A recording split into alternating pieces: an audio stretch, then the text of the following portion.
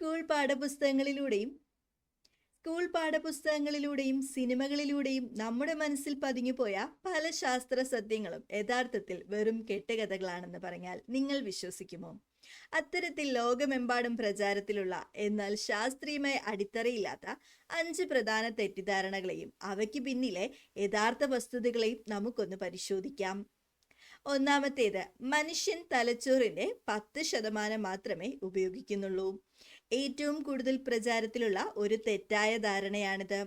മനുഷ്യർ അവരുടെ തലച്ചോറിന്റെ ഒരു ചെറിയ ഭാഗം മാത്രമേ ഉപയോഗിക്കുന്നുള്ളൂ എന്നും ബാക്കി ഭാഗം ഉപയോഗിക്കാൻ കഴിഞ്ഞാൽ അമാനുഷിക ശക്തി ലഭിക്കുമെന്നും പല സിനിമകളും നമ്മെ വിശ്വസിപ്പിച്ചു.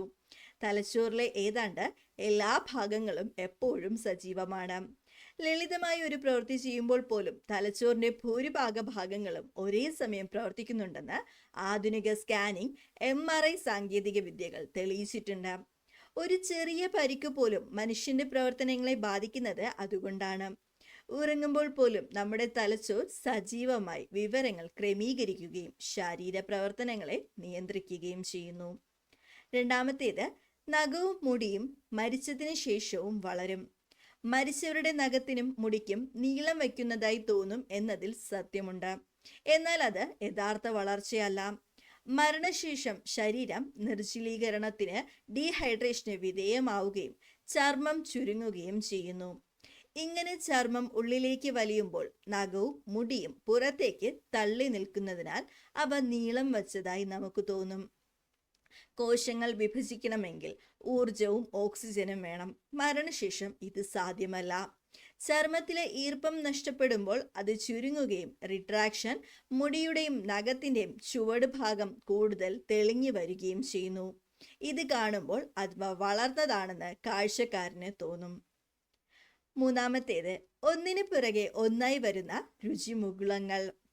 നാവിന്റെ അഗ്രം മധുരവും വശങ്ങൾ പുളിയും പിൻഭാഗം കയ്പും തിരിച്ചറിയുന്നു എന്നൊരു ചിത്രം നമ്മൾ പഠിച്ചിട്ടുണ്ടാകും.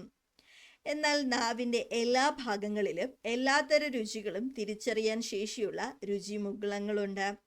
ഒരു പ്രത്യേക ഭാഗം ഒരു പ്രത്യേക രുചിക്ക് മാത്രമായി മാറ്റിവെക്കപ്പെട്ടിട്ടില്ല. 1901 വന്ന ഒരു പഠനത്തെ തെറ്റായി വ്യാഖ്യാനിച്ചതിൽ നിന്നാണ് ഈ ധാരണ ഉണ്ടായത്. നമ്മുടെ നാവിൽ ആയിരക്കണക്കിന് രുചിമുകുളങ്ങളുണ്ട്. ഇവയോരോന്നിനും മധുരം, പുളി, കയ്പ്, ഉപ്പ്, ഉമാമി എന്നിങ്ങനെയുള്ള എല്ലാ അടിസ്ഥാന രുചികളും ഒരേപോലെ തിരിച്ചറിയാൻ ശേഷിയുണ്ട്. നാവിലെ എല്ലാ ഭാഗങ്ങളും ഈ രുചികളോട് സംവേദനക്ഷമമുള്ളവയാണ്. അടുത്തത്, ബഹിരാകാശത്ത് ഗുരുത്വാകർഷണമില്ല. ബഹിരാകാശത്ത് സഞ്ചാരികൾ ഒഴുകി നടക്കുന്നത് കാണുമ്പോൾ അവിടെ ഗുരുത്വാകർഷണമില്ല, സീറോ ഗ്രാവിറ്റി എന്ന് നമ്മൾ കരുതും. ഗുരുത്വാകർഷണം എല്ലായിടത്തുമുണ്ട്. അന്താരാഷ്ട്ര ബഹിരാകാശ നിലയത്തിൽ ഭൂമിയുടെ ഗുരുത്വാകർഷണം ഏകദേശം 90% വരും. എന്നാൽ ബഹിരാകാശ നിലയവും സഞ്ചാരികളും ഭൂമിയെ ഭ്രമണം ചെയ്തതുകൊണ്ട് നിരന്തരം നിർബാധ പതനം, ഫ്രീ ഫോൾ കൊണ്ടാണ് അവർക്ക് ഭാരമില്ലായ്മ അനുഭവപ്പെടുന്നത്. ബഹിരാകാശത്ത് ഗുരുത്വാകർഷണം കുറവാണ് എന്നത് സത്യമാണ്. പക്ഷെ അത് ഒട്ടും ഇല്ലാതിരിക്കുന്നില്ല. ബഹിരാകാശ നിലയം മണിക്കൂറിൽ ഏകദേശം 27,600 കിലോമീറ്റർ വേഗത്തിൽ സഞ്ചരിച്ചുകൊണ്ട് ഭൂമിയിലേക്ക് വീണുകൊണ്ടിരിക്കുകയാണ്.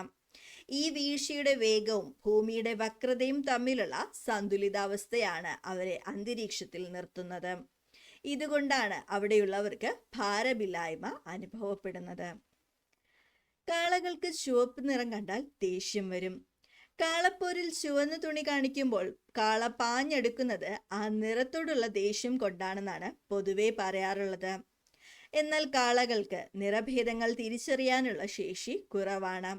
ചുവപ്പ് നിറമല്ല, മറിച്ച് ആ തുണിയുടെ ചലനമാണ് അവരെ പ്രകോപിപ്പിക്കുന്നത്. ചുവപ്പിന് പകരം ഏത് നിറത്തിലുള്ള തുണി ആ രീതിയിൽ വീശിയാലും കാളകൾ പ്രതികരിക്കും. കാളപ്പോരിൽ ഉപയോഗിക്കുന്ന തുണിയെ മ്യൂലറ്റ എന്നാണ് വിളിക്കുന്നത്. മാറ്റഡോർ ഈ തുണി വീശുന്ന രീതിയാണ് കാളയെ പ്രകോപിപ്പിക്കുന്നത്. ആ തുണി വെള്ളയോ മഞ്ഞയോ ആണെങ്കിലും കാള അതുപോലെ തന്നെ പ്രതികരിക്കും.